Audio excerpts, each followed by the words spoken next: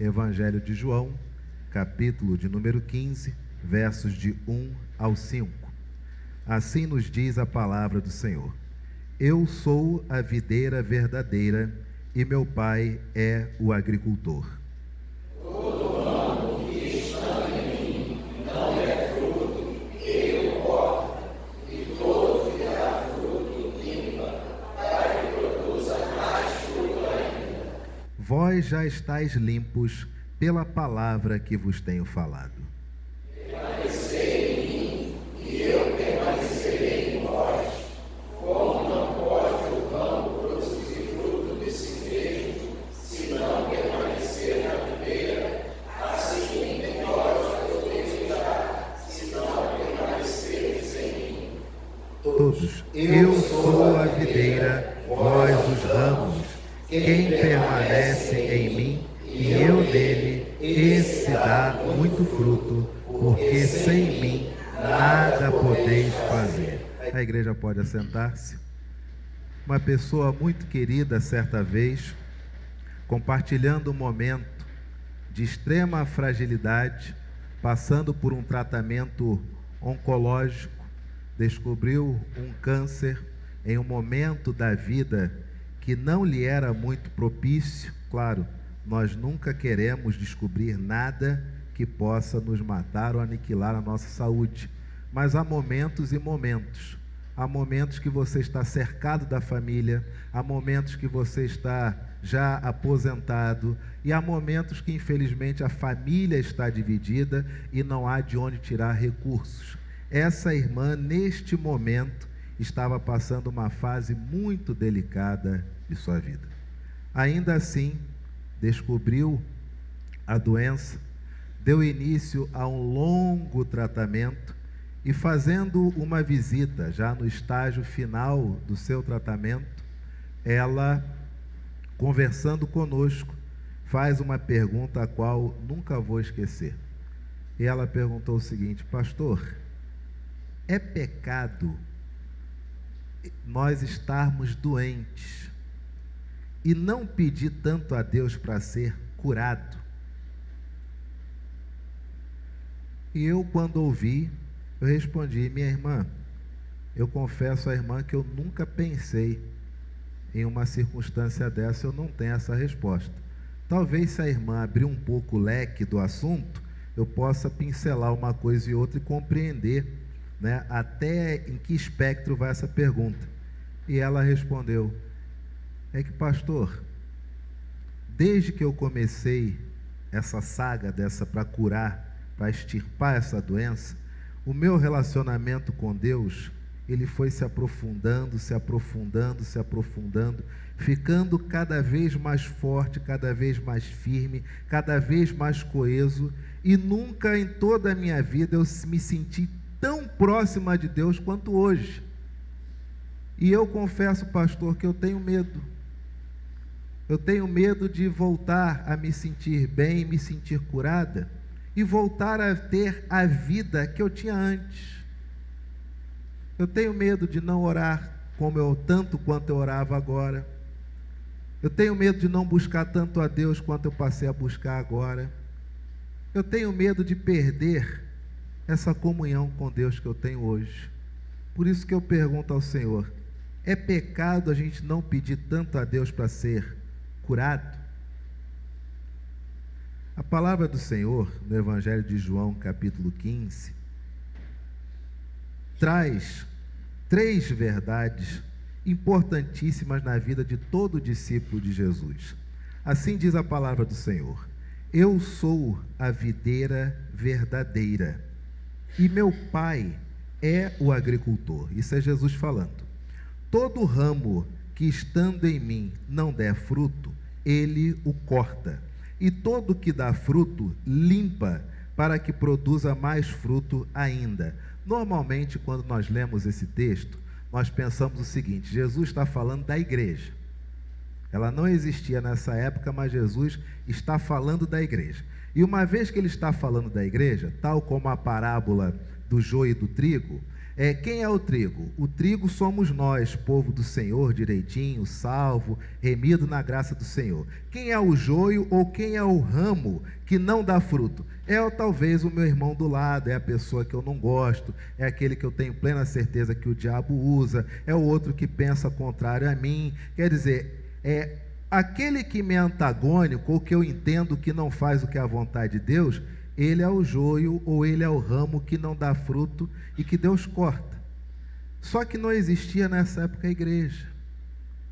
Jesus não está falando da instituição, Jesus está falando de cada um de nós.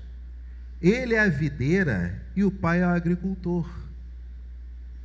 Todo ramo que estando em mim não der fruto, ele o corta.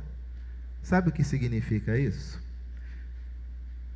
Tem coisas na nossa vida que nós até achamos extremamente importantes. Mas Jesus percebe que é uma área da sua vida que não dá fruto nenhum. Tal como o joio e o trigo. Você é trigo, mas tem partes da sua vida que se assemelham ao joio. Aí ele lança para a condenação, porque você está salvo. Está dando para entender? Nós olhamos isso de uma forma tão geral que sempre associamos o joio e sempre associamos o ramo que é cortado ao outro. Mas isso se encontra dentro de nós. E a nossa dificuldade no relacionamento com Deus, queridos, é a seguinte: que o Senhor nos conhece, mas nós não nos conhecemos. E às vezes temos uma autoimagem totalmente prejudicada.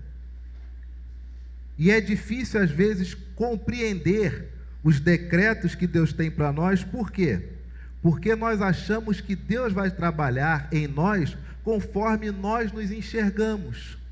Mas Deus nos conhece. E Ele trabalha em nós como? Naquilo que nós somos. De tal modo que talvez para os outros você seja corajoso, corajosa, empreendedor, empreendedora, magnífico, mas Deus lhe conhece e Ele sabe, na vida do meu filho ou da minha filha, essa área aqui lhe é prejudicial, é necessário cortar. E aí você perde, e aí você entra em crise, e aí você acha que Deus não lhe ama, mas você não percebeu que aquilo que você perdeu era algo que não dava fruto nenhum, nem para você, nem para o reino. Nossa dificuldade, Deus trabalha com o nosso interior. Lamentavelmente nós temos nosso ego. De tal modo que toda perda para nós fere o quê? Fere o nosso ego. É curioso que a nossa vida é totalmente contrária à vida de Jesus. Na nossa vida, o que nós chamamos de evolução e progresso? Conhecer pessoas, aumentar nosso network, aumentar nossa renda, aumentar nossa influência, aumentar o nosso patrimônio, aumentar a nossa família. Sobre esse aspecto, o ministério de Jesus foi totalmente equivocado. Porque conforme ele ia manifestando-se, diminuía o número de pessoas que lhe eram confiáveis e aumentava o número de inimigos. Conforme ele ia manifestando-se, nem na casa dele podia mais entrar. Conforme ia manifestando o seu ministério, até a sua própria família procurava matá-lo. João 7, porque achavam que em um primeiro momento ele estava louco, e os irmãos queriam matá-lo porque ele era uma vergonha à memória do pai falecido. Ato contínuo, no ministério de Jesus, enquanto para nós progresso e aumento de patrimônio, até no ministério de Jesus tinha ladrão, onde a Bíblia diz que Judas ali mesmo já tirava dinheiro da bolsa, daquilo que era o depósito dos discípulos. No ministério de Jesus, ele é traído pelos seus, aqueles que sentam à mesa. Jesus o tempo todo vai perdendo E é curioso que a cada perda, seu sermão evolui, ao ponto dele dizer que é necessário ele ir, para que a palavra que ele dá possa finalmente entrar no coração dos discípulos. Para Jesus, perdas podem significar desenvolvimento, porque pode ser que a perda seja um ramo que não está dando fruto, e o que o Pai faz conosco? Ele corta. Faça um retrospecto na sua vida, e talvez você perceba quantas coisas você perdeu, que na época você sofreu, mas hoje sequer lhe fazem falta. Quantas coisas você perdeu, que depois hoje você pode dizer que foi o quê? A palavra que nós mais gostamos: livramento. Mas por que na época nos feriu? Pelo nosso ego frágil, que acha que ter ou expandir-se significa ser, quando ser na verdade só é quando você se mantém intacto, mesmo perdendo. A palavra do Senhor ainda diz: todo o que dá fruto, verso de número 2, Evangelho de João, capítulo 15, verso de número 2, leiamos: todo ramo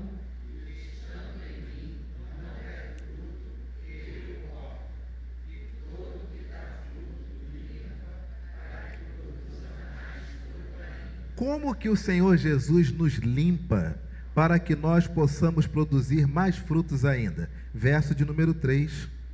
Vós já estáis limpos pela palavra que vos tem o quê? Queridos, uma das coisas mais difíceis hoje é você conhecer um crente que goste de ler Jesus. É impressionante a capacidade dos crentes de ler tudo, menos o próprio Senhor Jesus. Você tem um texto que diz aqui, ó: vocês já estão limpos pela palavra de quem? E o que nós lemos? Ah, meu amigo, nós lemos CPAD, nós lemos Ultimato, nós lemos Editora Vida, nós lemos Editora Vida Nova, nós lemos de tudo. O Senhor Jesus diz: vocês já estão limpos pela palavra que eu vos tenho falado. E o que nós lemos?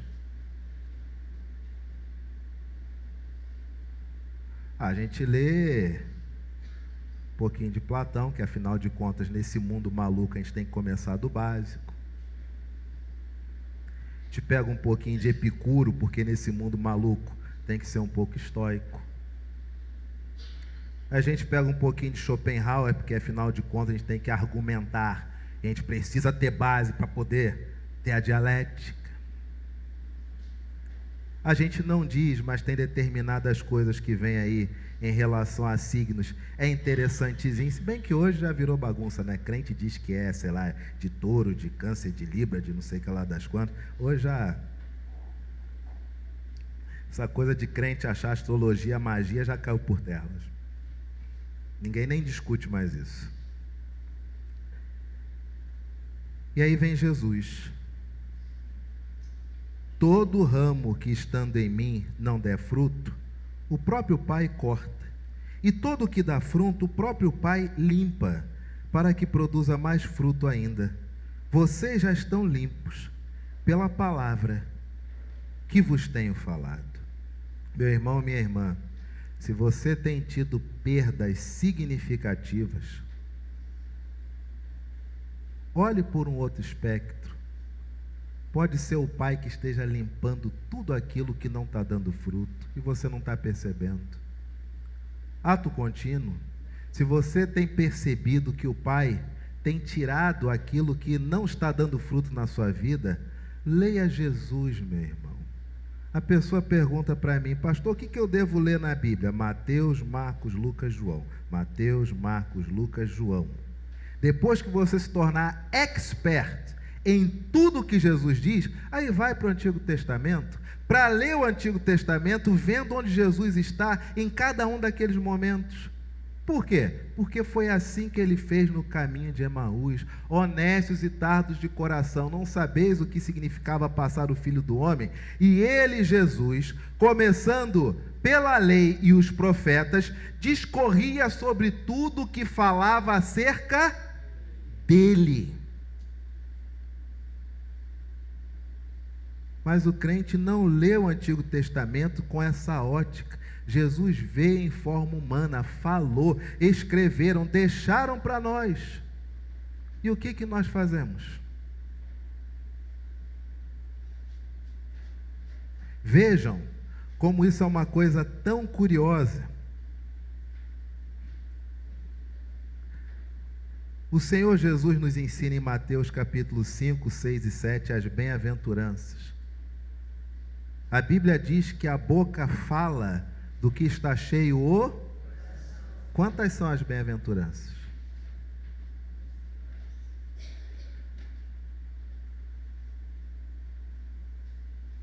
São palavras de Jesus que limpam o nosso coração e nós não sabemos.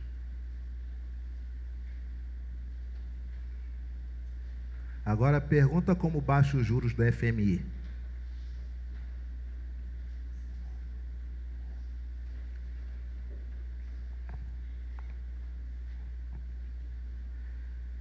Verso de número 3, leamos. Vós já estáis pela palavra que vos tenho. Aquela irmã perguntando se era pecado não pedir a Deus para ser curada. E ela o tempo todo andava na sua casa com sua Bíblia agarrada. E o tempo todo observando as palavras de Jesus, e a tudo que ela lia ela ficava maravilhada. E o tempo todo compartilhando versículos, e há anos que eu não tinha uma conversa tão enriquecedora, de troca de texto, de palavras, do que está acontecendo à luz de texto, mas uma irmã totalmente cristocêntrica. Meu irmão, minha irmã, se volte para Jesus. Talvez você não esteja percebendo, mas talvez a sua vida devocional seja um grande mosaico, onde você atira para tudo e quanto é lado, mas não sai do lugar. Talvez você não esteja percebendo, mas o excesso de informações, de coisas que podem estruturar a sua vida, lhe dão tantos pensamentos que até são extremamente interessantes. Só tem um porém: esses pensamentos não estão produzindo atitudes. Talvez tenha meses que você passe por algum problema, mas se você botar no papel o que você fez, sabe o que você já fez? Nada, porque você só está pensando.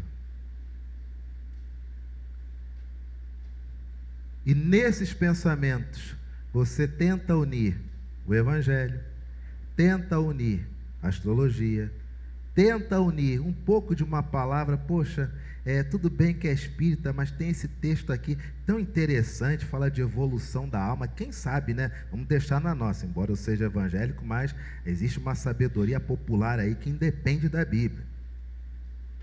Aí você busca coach, aí você vai para um foguinho pentecostal, que afinal de contas, não obstante ser presbiteriano, Deus está em todo lugar. Aí ao mesmo tempo alguém chega para você, se não você mesmo diz que deu o seu nome para fazer uma prece lá, e alguém num terreiro disse que aquilo ali era não sei o quê, aí você pelo menos entra em estado de observação. Aí o Evangelho do Senhor diz para você o seguinte: todo ramo que dá fruto, o Pai limpa, e essa limpeza se dá pela palavra que eu, Jesus, vos falo. Sabe qual livro você tem que ler? Mateus, Marcos, Lucas e João. Mateus, Marcos, Lucas e João. Você tem que ser PhD em tudo que saiu da boca de Jesus, porque o que nos limpa é o quê? A palavra de quem? De Jesus. E para nós encerrarmos, verso de número 4, Permanecei em mim, e eu permanecerei em vós todos. Como não pode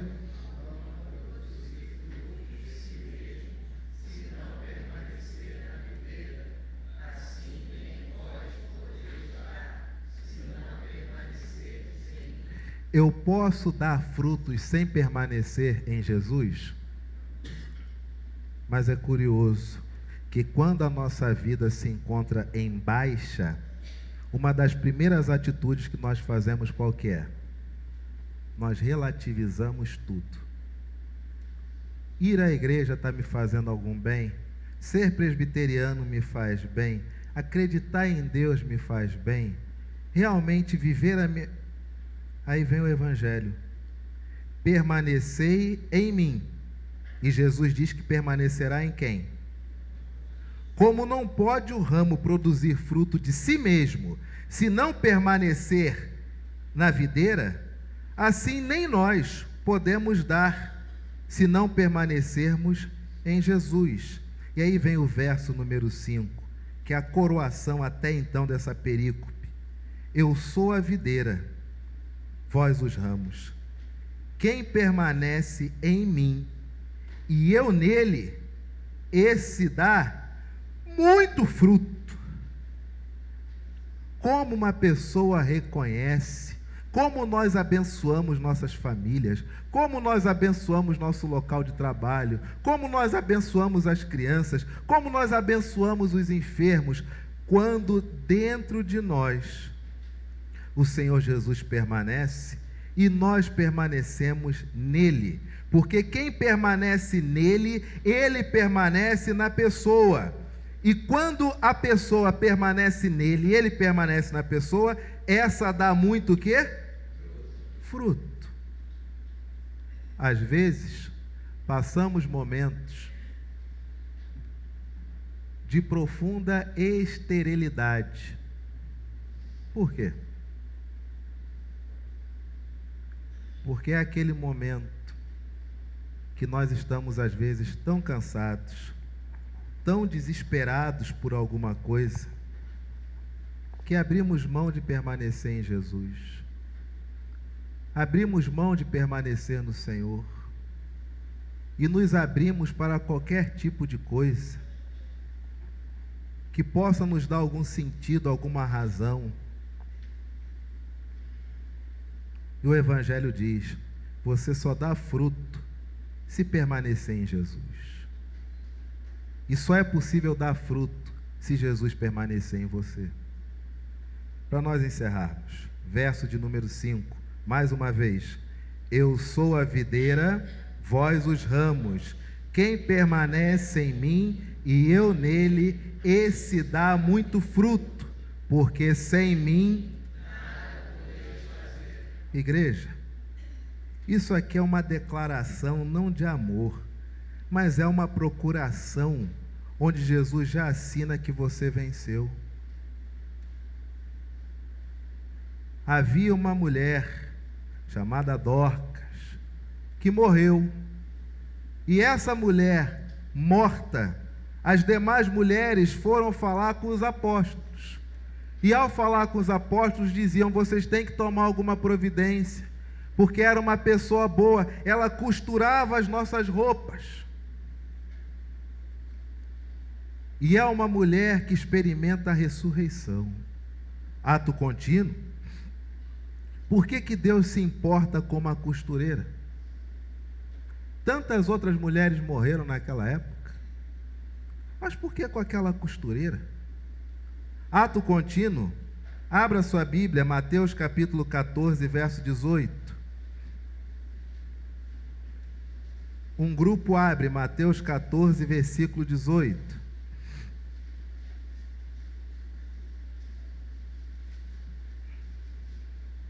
Outros, Marcos 6, 41.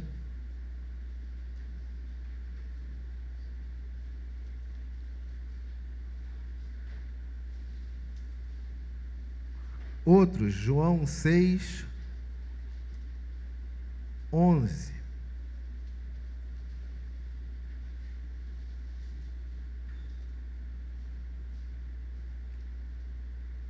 Quem achou Mateus 14, 18, pode ler. Todos. Então ele disse. Quem achou Marcos 6, 41, pode ler.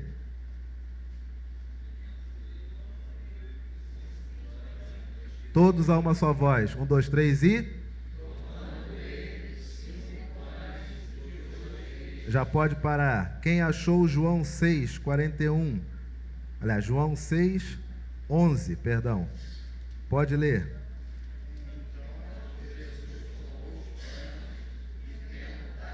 Já pode parar. O que tem em comum nesses três textos? Conseguiu perceber? Olha a Bíblia aí, o que tem em comum nesses três textos?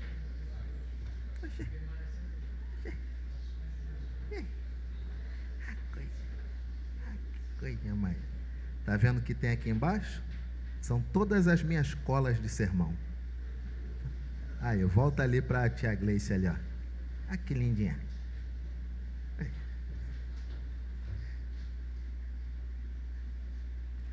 Esses três textos, eles têm uma coisa em comum. Vamos relembrar a história? Você tem os discípulos que olham aquela multidão, e é uma multidão cuja maioria são de gentios, são de não-judeus, é de gente de cultura helênica, gente de cultura romana, é gente de tudo quanto é tipo de gente, e eles observam aquelas pessoas e entendem que vai chegar o momento que aquele pessoal vai sentir o quê? Fome. E o que eles dizem para Jesus? O que eles dizem para Jesus? Despede esse povo aí, sabe como é que é? Tá tudo muito bom, daqui a pouco vai sentir fome, manda embora esse pessoal. E Jesus diz o seguinte: deem vocês mesmos de comer essas pessoas. Ih, a má vontade, rapaz. Tu fazer os discípulos levantar para trabalhar, vixi. Aí eles vão, olham, voltam para Jesus e eles dizem o quê? Ninguém tem comida, todo mundo durango mesmo. O máximo que a gente achou foi um garotinho, um rapazote. Mas ele só trouxe, Senhor, ele só tem 5 pãezinhos e 2 peixinhos. Aí nesses 3 textos que você leu, o que Jesus diz?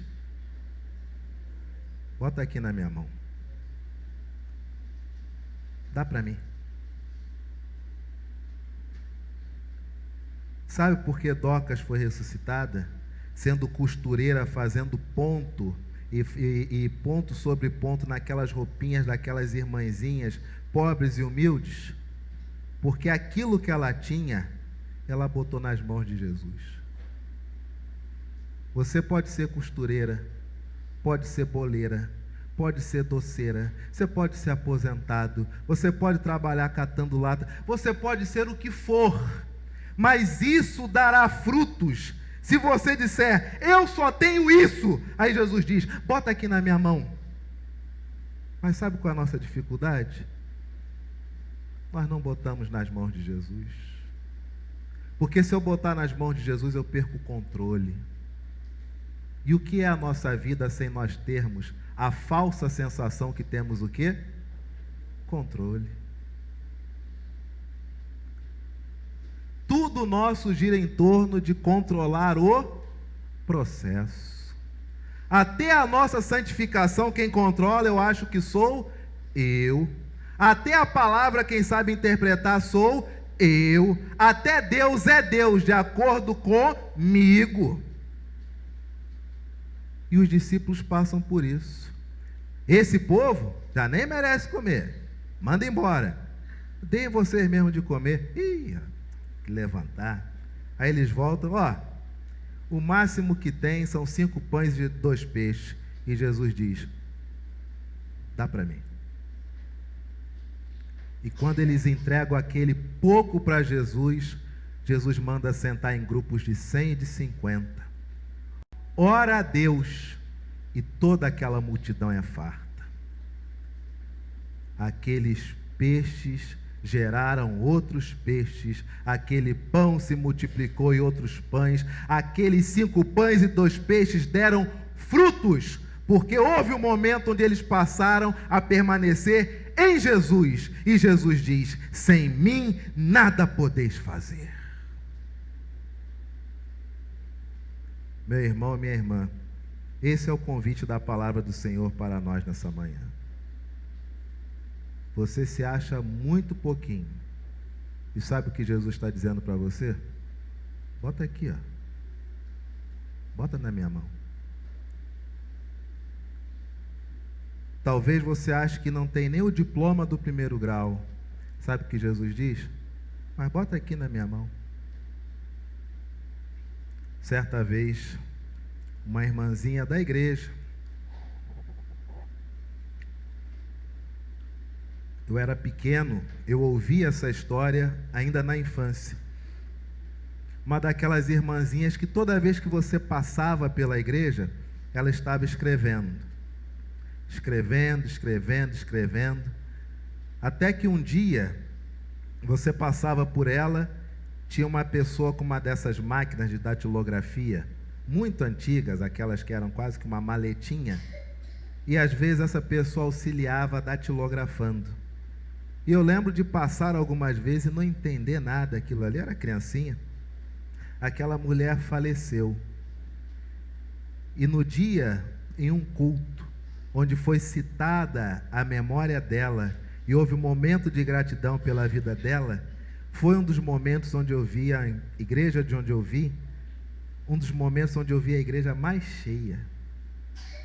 E criança, na galeria, eu entendi a história, que ela era uma mulher que, como tinha a saúde debilitada, como tinha a vista um pouco debilitada, mas entendia que a sua mão ainda era firme e conseguia pegar a caneta, ela escrevia para os encarcerados.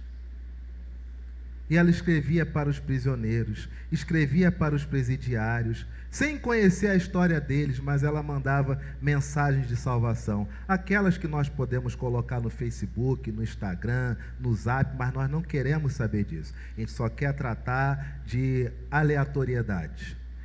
Ela escrevia essas palavras de encorajamento, palavras de amor, palavras de salvação, palavras de perdão, palavras de mudança de vida.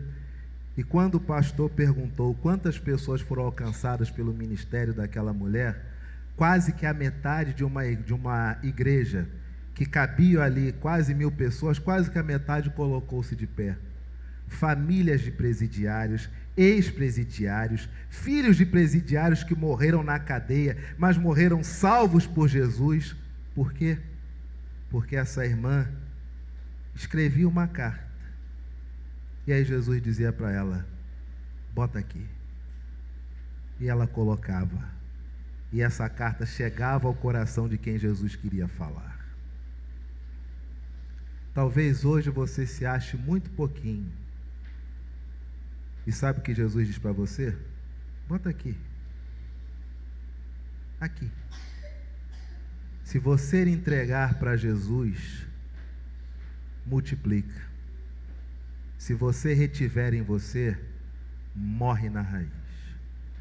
Igreja, 3 lições nesses 5 versículos. Tudo aquilo que está em nós, que não é de acordo com a vontade do Pai, Ele corta. Tudo aquilo que está em nós, que pode ser limpo, só é limpo pelas palavras de Jesus e nenhuma outra.